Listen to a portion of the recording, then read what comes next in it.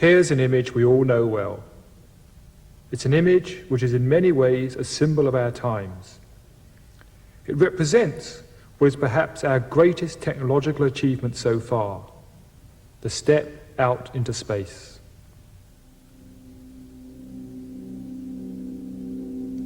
But the picture of our planet also has a far deeper significance.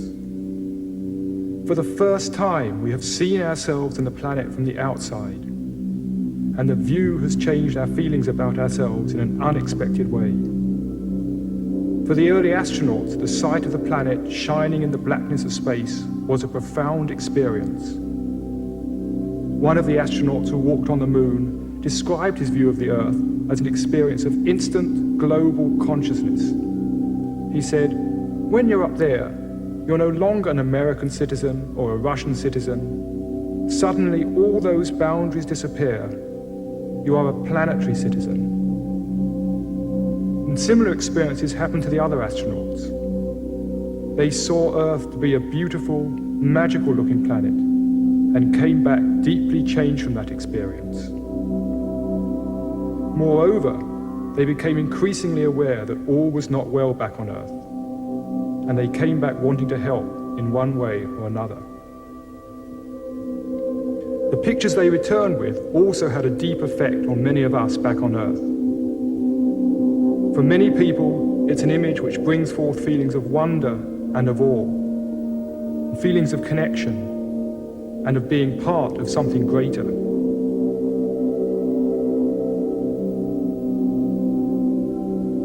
In some respects, the picture of our planet is a spiritual symbol of our times. Now, that may initially sound strange. What is spiritual about it? But if you think for a moment, most spiritual symbols are, in one way or another, symbols of wholeness, of oneness, of some underlying unity. And a sense of oneness and unity is exactly what is reflected in this picture of the planet.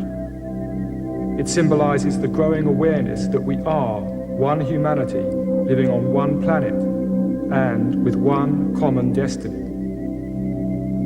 This is why the picture of the planet is so powerful, and why it has become such an important symbol for all of those who are concerned about the fate of humanity and creating a better world. And there was another awesome realization which struck some of the early astronauts. Looking back at the Earth, it seemed that maybe the whole planet is a single living organism. Until we took the step out into space, we had only seen the planet from close up. Even when you're 10 miles up in a plane, you're still only seeing a very tiny part of it. In some respects, we could compare ourselves to fleas living on an elephant. Now, being scientific fleas, they've studied the skin, measured how deep it is, looked for the sweaty bits, found the hairy bits, and generally mapped out the elephant. Then, one day, one of these fleas takes a huge leap off, 50 feet away, and looking back at the elephant wonders, could this elephant actually be a living organism in its own right? We have been taking a similar huge leap back. From 100 miles to 1,000 miles, till eventually we see the planet as a single entity. And the question comes, could planet Earth be a single living organism? Now, this is not such a wild dream as you might suppose. A number of scientists are now beginning to take the idea quite seriously. Researchers in both England and America have been looking at some of the long-term changes which have happened to the planet. When, for example, you look at how the temperature of the planet has varied over the whole of its history, you find that it started off very hot, but then cooled rapidly until it reached the crucial range in which life could evolve. From then on, it seems to have remained steady. Now that's strange, because theoretically, it should sooner or later have started rising again. becoming far too hot for life to continue. But it didn't. It stayed constant. What seems to have happened is that the living organisms of the time released the right amounts of the right gases to keep the temperature of the atmosphere constant, at just the right level for life to continue evolving. Now that may sound an amazing coincidence, but it's no more amazing than the fact that our own bodies sweat when we are hot and shiver when we're cold, maintaining ourselves at a constant temperature. The salt content of the sea also shows an interesting degree of self-regulation. Salt is continually washed off the land into the sea, and at such a rate that it would take only 80 million years for the oceans to reach their present concentration. So theoretically, the oceans should by now become one huge dead sea. But they haven't. In fact, the salt content has remained remarkably steady. Somehow, small organisms in the sea have absorbed just the right amount of salt to keep it constant. These are just two of many examples which have led scientists to propose that all the living organisms on the planet together function as one huge self-regulating system, a theory known as the Gaia hypothesis, spelled G-A-I-A, after this lady, who is the Greek Earth Mother goddess, Gaia.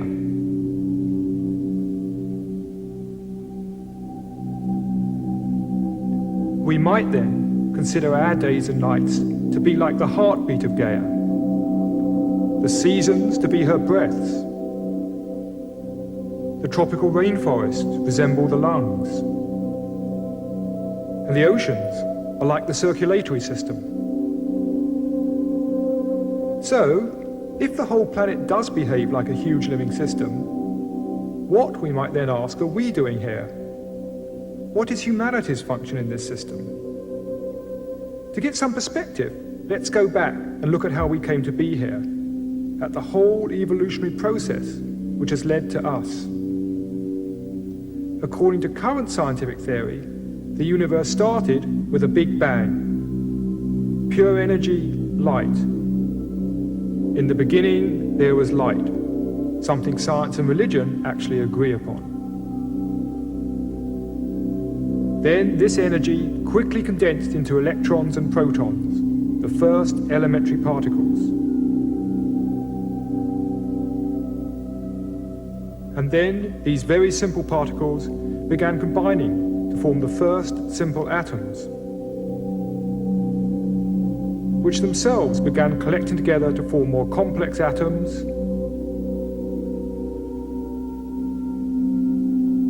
and more complex atoms,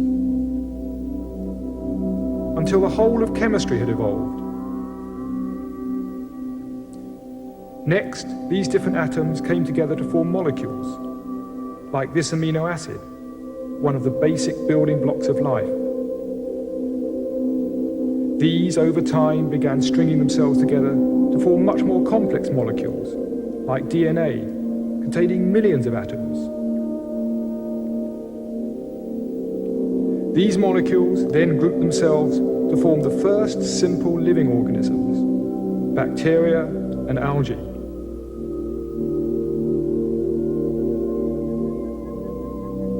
Over time, these too collected together to form multicellular organisms, simple sponges, and the first plants.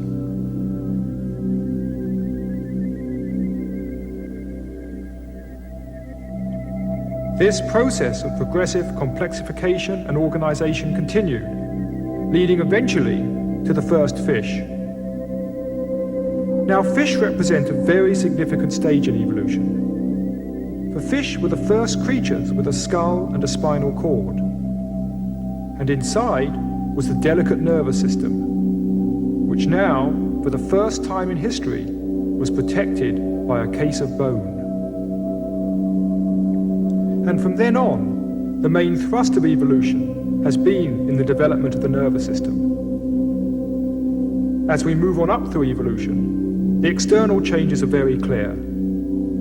The gills have become lungs, the fins have changed into arms and legs, But the most important changes of all were happening on the inside. The nervous system has become unfathomably complex. And today, the most complex nervous systems known on this planet are to be found in dolphins and whales.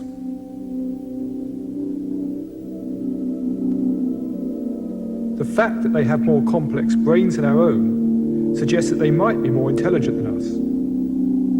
Though what they do with that increased capacity, we do not as yet really know. Leaving them aside for now, let us consider the second most complex nervous system on this planet, the human nervous system. One of the unique attributes of the human mind is our ability to study the world around and understand it. It is this which underlies our science, our technology, and the whole of human culture. We are, as we have seen, a product of this long evolutionary journey, through the evolution of matter and stars, through the evolution of life and simple organisms, to the stage where now, with us, evolution has reached the crucial stage of complexity whereby it can look back on the universe. Whether we are studying a stone, a leaf, or looking out into the heavens, we are the universe's way of beginning to explore itself. We are a star's way of exploring the stars. And the same could be said of our inner reflections. When we turn our attention inwards and begin to explore our own minds and discover deeper levels within ourselves, we are the universe beginning to investigate its inner dimensions.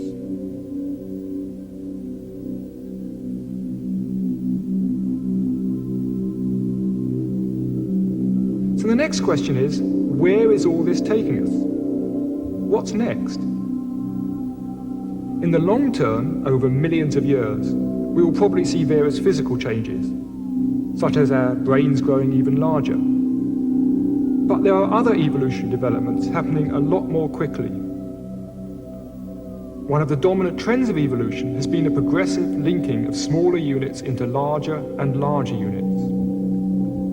This suggests that the next stage might involve human beings themselves linking together in some way. Indeed, this process has already begun. It's what we call civilization. The organization of the streets in this Danish village is very similar to the way the first multicellular organisms developed in the sea. This is Sun City, Arizona. The pattern here is similar to a growing fetus. And this tendency of people coming together into larger units is also happening at a much higher level. We can see it in the Union of the States in the USA and the USSR, and the coming together of the EEC in Europe. This is the natural drift of evolution, and its end result would seem to be the whole of humanity beginning to function as one single community. As well as this linking at a physical level, we are also beginning to link together at a deeper level. As a result of the information explosion, telecommunications, and the birth of computer networks, we are beginning to exchange information with each other wherever we may be. We are beginning to share our thinking. We are beginning to connect up mentally. We are beginning to link mind to mind. And as we begin to understand each other, an even deeper level of linking is occurring. A linking of soul to soul. We are beginning to appreciate our essential unity and oneness. So the next stage of evolution could be humanity beginning to link together, physically and mentally, beginning to work and function on many different levels as an integrated system.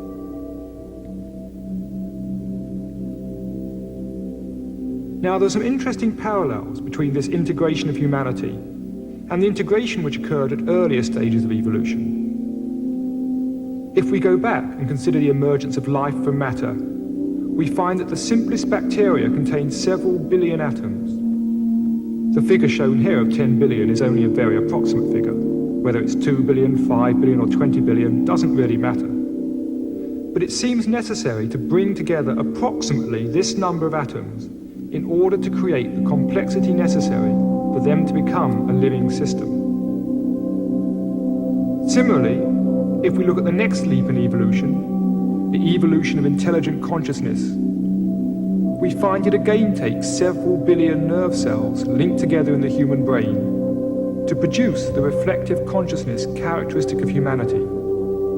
Though again, the figure is not meant to be exact.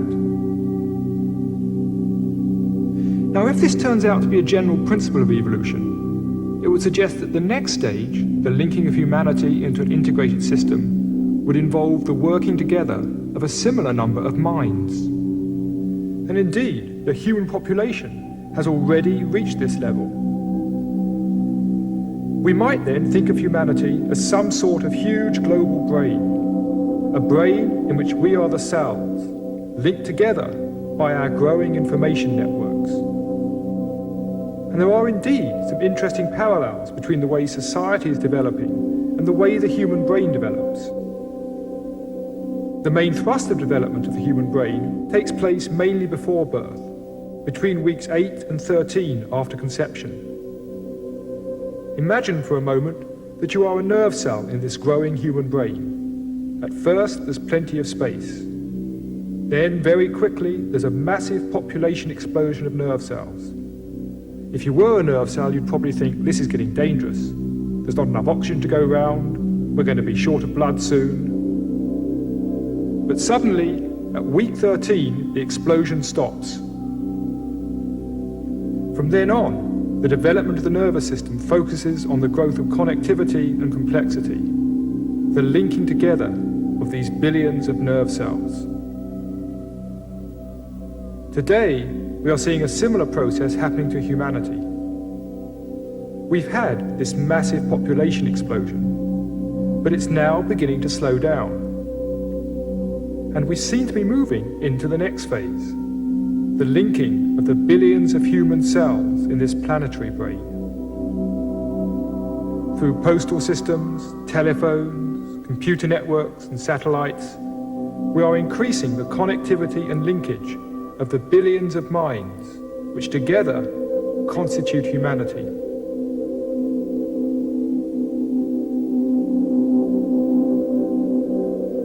Now, all that I've spoken of so far is the good news. The bad news is that our rapid development is also threatening the welfare of the planet.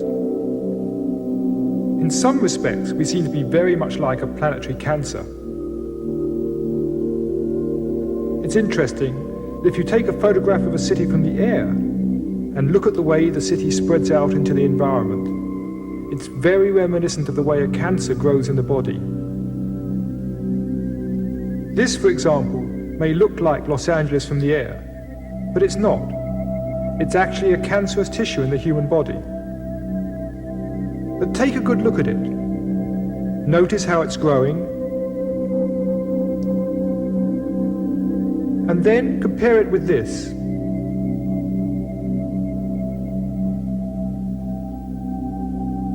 Now, the similarity is more than just in appearance.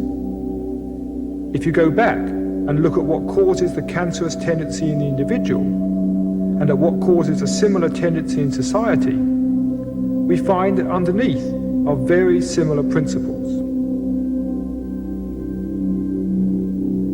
Let's look first at why a cell in the body becomes cancerous. In the center of each cell are the genes. They contain the information that keep you functioning as a single living organism, rather than just a bowl of biological soup. Now, if the genes in a cell are disturbed, that cell may become selfish. It may no longer support the system as a whole, but instead go off, doing its own thing, at the expense of the body. In short, it becomes a cancer. Now, when we consider human beings in a community, we are looking at an organization of minds.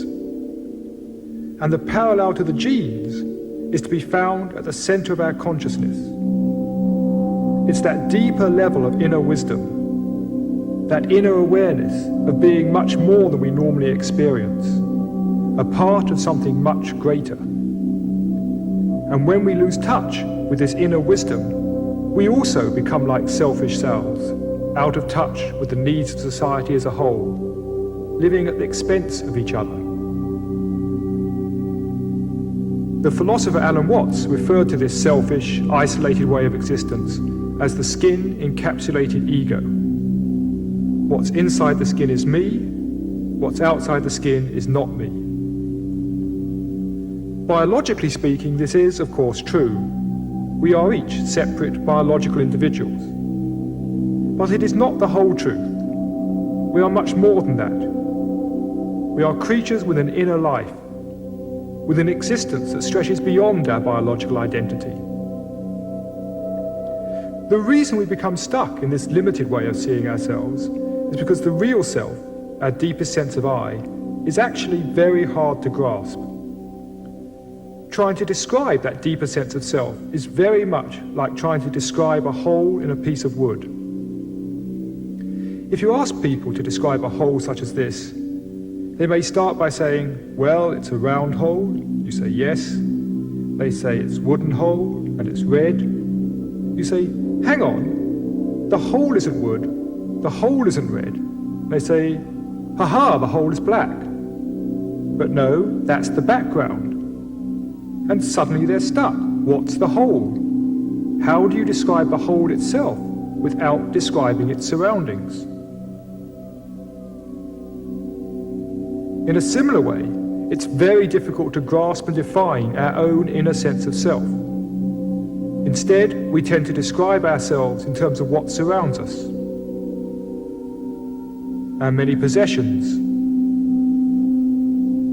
the roles we play, our social status.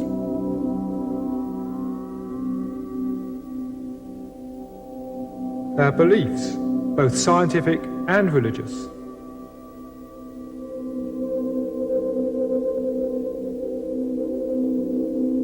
Now, this limited sense of identity may not in itself seem very dangerous, but it does have some far-reaching consequences. It turns out that many of the ways in which we mistreat and abuse the environment stem from our seeing the world as separate from ourselves. We may take fairly good care of what is inside the skin, but we don't care nearly so well for what is outside the skin. As the late Gregory Bateson said, if this, meaning this me versus the world attitude, if this is your estimate of your relationship to nature, and you have an advanced technology, your likelihood of survival will be that of a snowball in hell. You will die either of the toxic byproducts of your own hate, or simply of overpopulation and overgrazing.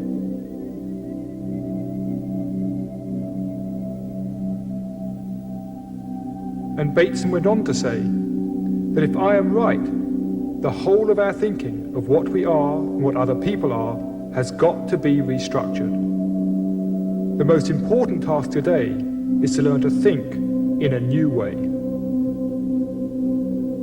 I would actually go a step further and say the most important task is to be in a new way, to experience, to be conscious in a new way. We need to make the shift from this, the skin-encapsulated model of the self, to this, what some have referred to as leaky margins.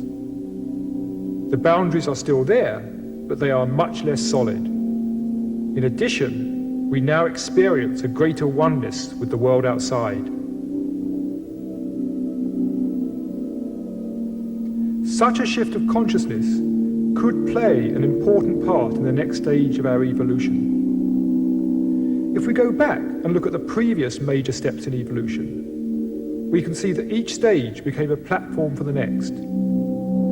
Energy led to matter, matter led to life, and now life has led to consciousness. Thus the spearhead of evolution is now the human mind.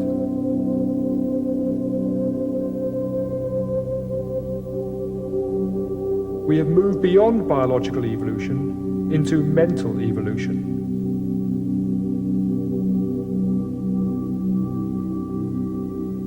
Thus, it is not changes in our bodies which will now determine the future, so much as changes in our thinking, changes in our perception, changes in our attitudes. The evolutionary phase which we have now entered is the evolution of human consciousness. Inner development is now the key. In short, evolution has become internalized.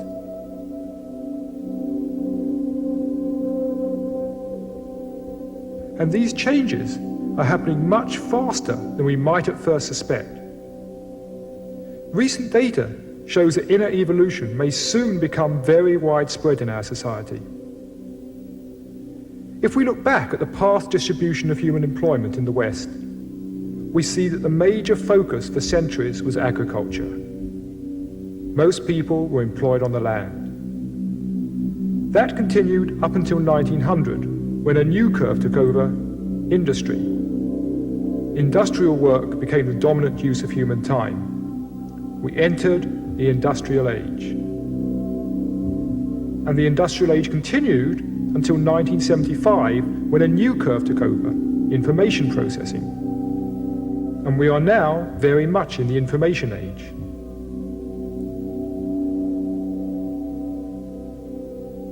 And we entered the information age much faster than anybody anticipated.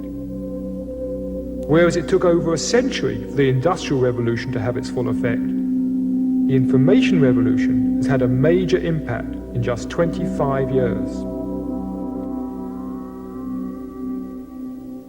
So the next question is, what will follow the information age? Well, there are already signs of a new curve beginning. And although small at present, it is growing even faster than information processing. This curve represents the growing number of people involved in the exploration and development of the vast resources of the human mind itself. These are the people who are beginning to explore what may perhaps be the last great frontier: our own minds.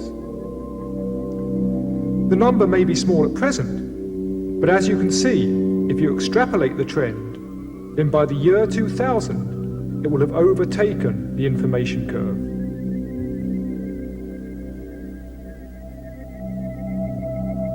What we would then see is a very major shift in values, as more and more people discover a deeper sense of unity and purpose, and, letting go of their petty, selfish ways, beginning to function more in tune with humanity and the planet as a whole.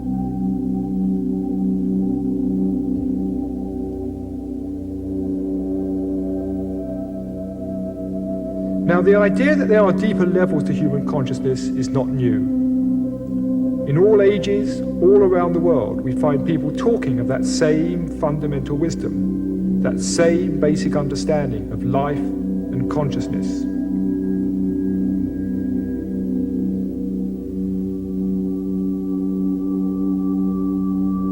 Here I've symbolized these different people at different times by different colored dots. Now, when any particular teacher died, his message was forced to spread by word of mouth or be written down on parchments, with the result that as his ideas began to spread around the world, they inevitably became distorted and absorbed by the culture of the time, with the result that very little now remains of the original wisdom. But today we are in very different circumstances. Firstly, hundreds upon thousands of people are beginning to discover the hidden potentials of the human soul. And secondly, books, tapes, television, computer networks, in short, the whole information revolution, has given us the means to share these discoveries with each other without the information suffering the distortion and misunderstanding that was inevitable in the past.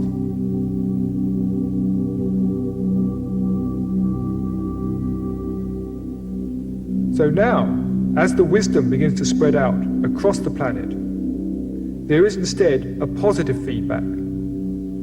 The wisdom reinforces itself.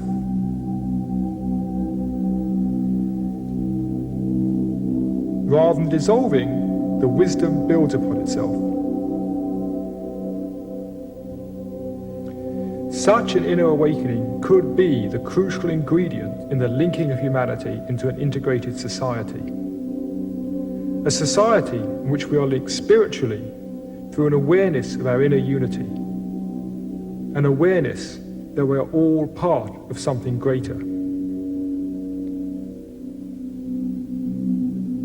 And at the same time, gaining a greater awareness of our individual potentials and uniqueness. A synthesis of greater individuality along with greater community. Such an inner development, if widespread, could be very valuable in helping humanity deal with the problems now facing it. We are clearly in a time of crisis, but most of us think of crisis as bad. But maybe we have something to learn from the Chinese on this. Their word for crisis, Wei Qi, means two things. The first symbol means danger, beware. But the other two symbols mean opportunity, an opportunity for something new to emerge. If we only see crisis as danger, as a threat to our accustomed ways, then we may spend all our energy resisting it. We need also to look at the opportunities inherent in the crisis. From an evolutionary perspective, crises are a sign that something has gone wrong. The patterns of the past are no longer working. Crises are thus a challenge, the challenge to adapt. They are the challenge to let go of the old ways of thinking and move on to a new way of seeing. Thus, humanity's current crisis may not, at its root, be an economic crisis or an environmental crisis. It may well be a crisis of consciousness, a crisis in how we see ourselves and the world around. Many of us have probably experienced at one time or another those moments when we feel at one with the world, a sense of inner peace, with no need to prove who we are. The question is, can we allow these precious moments to happen more often in our lives and in the lives of other people? In short, can we choose to explore and develop our greatest resource of all, our own minds, our inner selves? I'd like to finish with a poem from Christopher Fry's play, Asleep of Prisoners. The human heart can go the length of God. Dark and cold we may be, but this is no winter now. The frozen misery of centuries cracks, breaks, begins to move. The thunder is the thunder of the flows, the thaw, the flood, the upstart spring. Thank God our time is now, when wrong comes up to meet us everywhere, never to leave us till we take the greatest stride of soul man ever took. Affairs are now soul-size. The enterprise is exploration into God. But where are you making for? It takes so many thousand years to wake. But will you wake? For pity's sake.